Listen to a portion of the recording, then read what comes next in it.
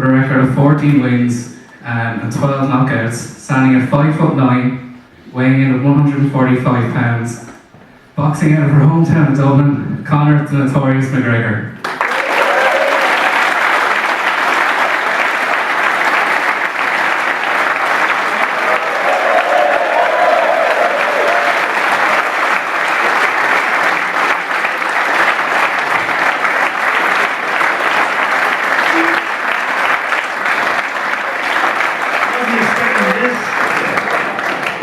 This is crazy. Honestly, like, I don't even know what's going on here, to be honest. You know? I got an email saying you guys wanted to give me an award, and I like awards, you know, I like winning stuff, so I show up. But I'm honoured to be here, you know what I mean, to collect this lifetime membership award here in UCD, the #1 college in the country, I believe. Trinity tried to get in touch, but I only deal with winners, you know what I mean? So that's why I'm here.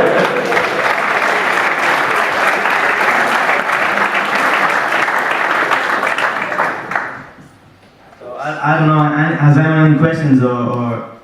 Yeah, so we'll just fire through our quick questions first. So we'll start with something simple, I suppose, and something light. So I suppose there's a lot of hype around the $60,000 prize money. Everyone was talking about it. We gotta ask, what did you spend it on? Well, that was the last fight, you know, so I spent it on a couple of cars. I bought some nice clothes, as you can see. I spawned my girlfriend. I helped out my mother, you know, I gave her some money, I gave my gym, get back to my gym, you know. I never paid my coach a penny, you know, and I just used to sneak in through the cracks, and he used to be looking to kick me out all the time. When it was time to pay money, I just would not make eye contact, you know, just bail out the door. So when I always said to John, my coach John, when I got the chance, when I got some money, I was going to help out, and I was going to put another floor on that gym. And now we are moving to a big facility, an open glass facility around the corner from where we are. It's going to be one of the biggest facilities in the country, so I'm a happy man. That's basically what I'm doing. I'm doing this to support the people around me, and I want everyone in my circle to be young, rich, and healthy, you know what I mean? So that's what I'm. After your fight with Max Holloway, you mentioned in the post-fight interview that you felt your knee pop in the middle of the second round. What was going through your head when you felt that? What was going through your head for the rest of the fight, I suppose?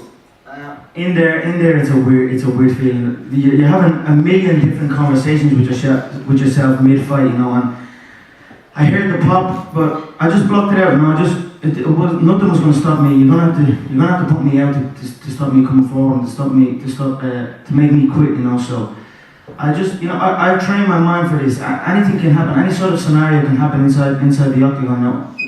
Any sort of movement. So you just have to be prepared that through everything you will come through. And that's what happened. My knee. Anyone involved in sport knows the severity of an ACL injury.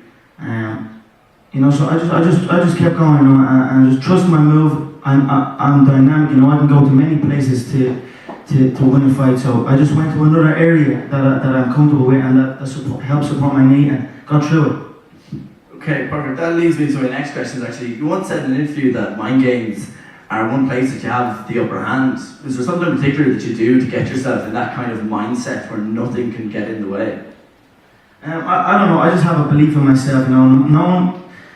I could have walked in here and every one of you guys could have built and start throwing stuff at me, you know what I mean? I still be thinking I'm still thinking I'm the best ever, you know. So it's just the way I am, you know. And you know, the power of a strong mind and a belief in what you are doing is unstoppable. It cannot be stopped, you know what I mean? So whatever you're doing, as long as you believe in it, as long as you love what you're doing, and regardless of what people say, and people will say a lot, you know, you just keep doing your thing, keep believing that you are the best, and everyone else will believe it, you know.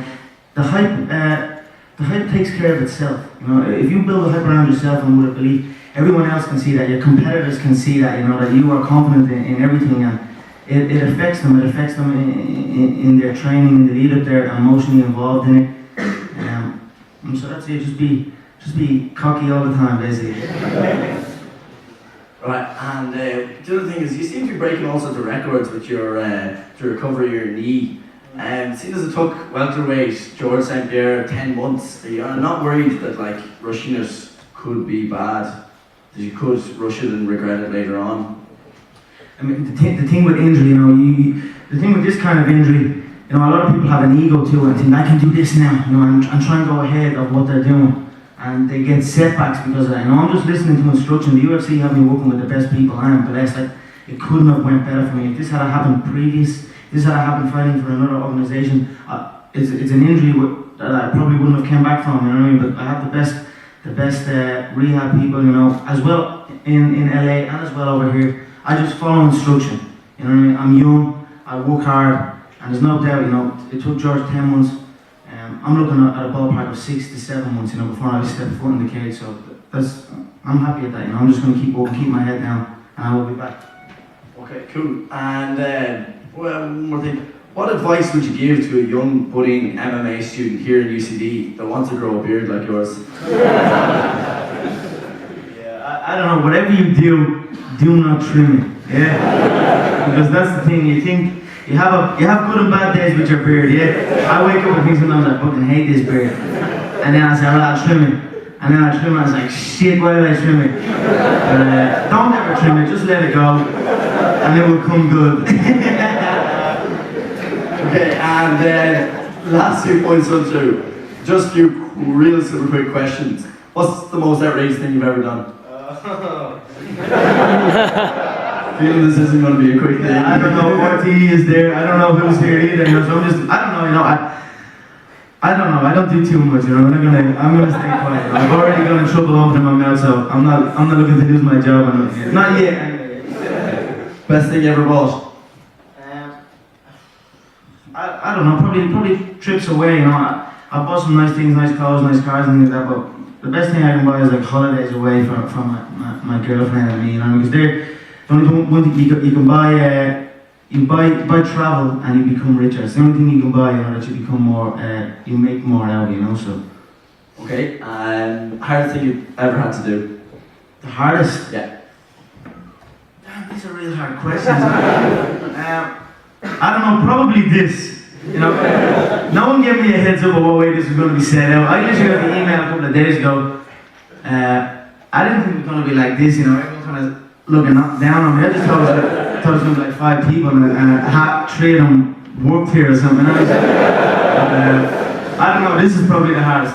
These kind of things, for me, I just want to train. All I want to do is train and do what I love and get better at combat sport. All of this other stuff is I'm nervous really, you know. I might show sometimes, but it is definitely nerve-wracking to be doing this, you know. I'm still only learning, I'm still only 25, and this is all only new to me, you know. I've never even been in a college before, you know. I'm the kid that was asleep at the back of the class a couple of years ago, you know what I mean? So this is all new to me, so this is probably pretty hard. And last, don't worry, proudest moment of your life?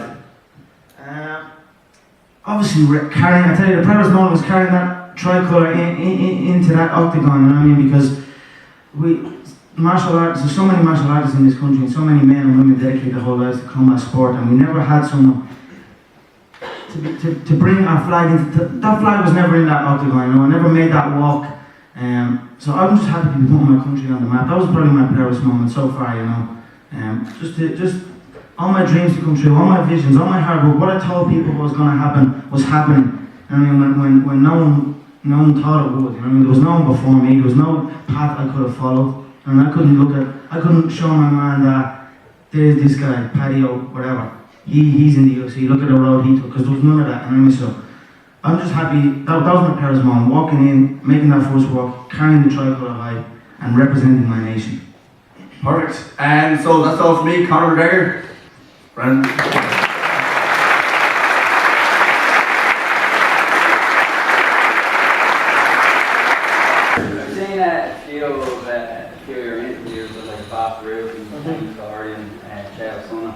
You get starstruck when you come across guys like that. Like I met Kung Lee once before, Definitely, you know, I'm just a fan of this sport. I was on the camera guy the other day. UFC 85 was my first event to go to. I was like 16 years old.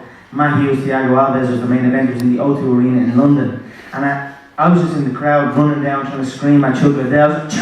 Me and my friend were screaming at Chuck, and he looked up and he ended up coming over. Me and my friend were looking at each other. We ran down, we're getting pictures with Chuck, and I have all these pictures, me with Chuck, me with Dana, me with Bruce Buffer, me with even the referees. I was just a fan of this. And then to go, just the weekend gone, I was in Manchester at the UFC, and I was the one that people were calling over. I mean, so I had to kind of just take a step back and say, hang on a minute, this is nuts here, you know.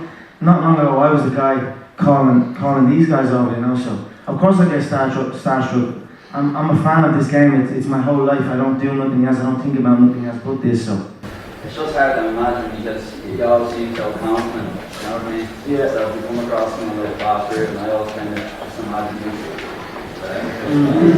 I mean, no.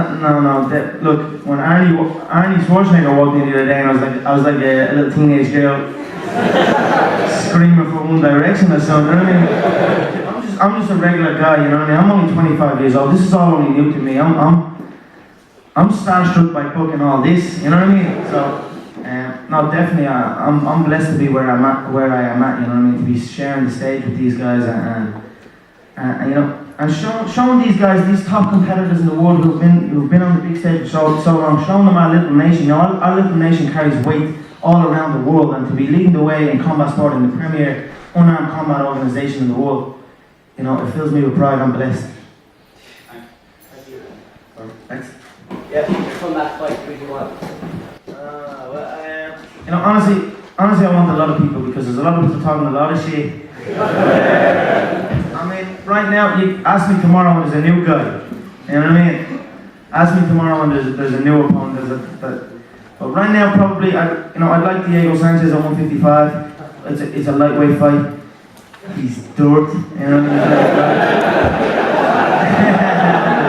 mean? He talks a lot. But, you know, he fights with his heart, you know what I mean? And I'm impressed with an opponent like that. That's the kind of opponent that I excel against, you know, a guy that comes forward, a guy that wants to fight. And he shows a lot of heart each time, but I swear to God, I'll pull his heart from his chest and eat it.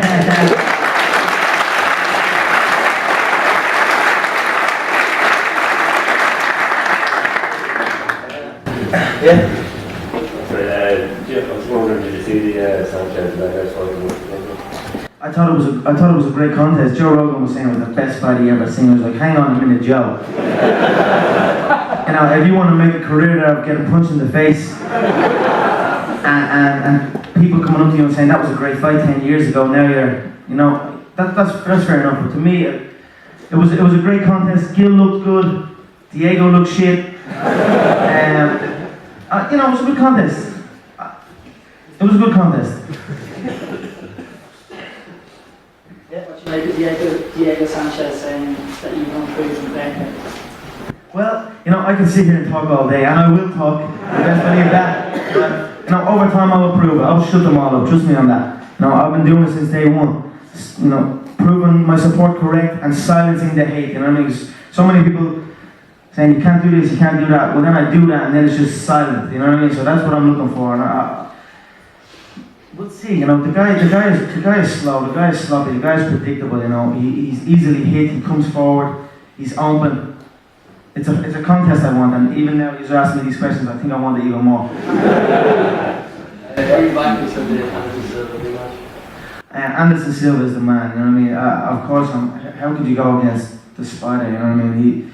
He is the greatest of all time, currently. Yeah, but no, I'm up for Anderson Silva. I don't think I'm going to bet on it though. But I hope Anderson comes through and wins his title back. Do you see yourself featherweight or lightweight for the future, and who would you prefer to fight, Jose Aldo or Pettis? I'm not going to be turkey. I'm 25 now, so making featherweight is okay.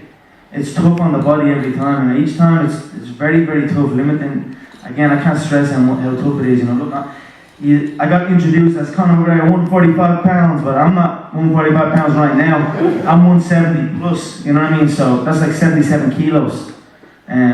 So I definitely see my future in the lightweight division as I get older. I'm not going to be the guy cutting all that weight, you know. There's pros and cons to it. People always are thinking, oh, you're going to be the smaller guy. Well, to me, I'm going to be the faster guy. You know what I mean? So there is pros and cons to it. I don't see anyone in that lightweight division that you know, that I don't feel comfortable going in against. You know, not one of them. Who would I like to fight? Jose Aldo or Anthony Pettis? early on. I'd like to fight both of them eventually, and I believe I will fight both of them eventually. But first, I believe Jose Aldo will be my first one, no doubt.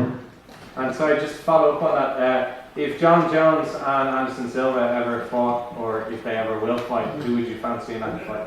I'd love to say Anderson Silva, and I believe maybe a little bit earlier Anderson Silva, but I think Gustafsson showed a lot of holes in John Jones' game, no doubt, but the size difference and the difference in the wrestling, I'd have to go with John Jones, if I was to give it, but I would be rooting for Anderson Silva, no doubt.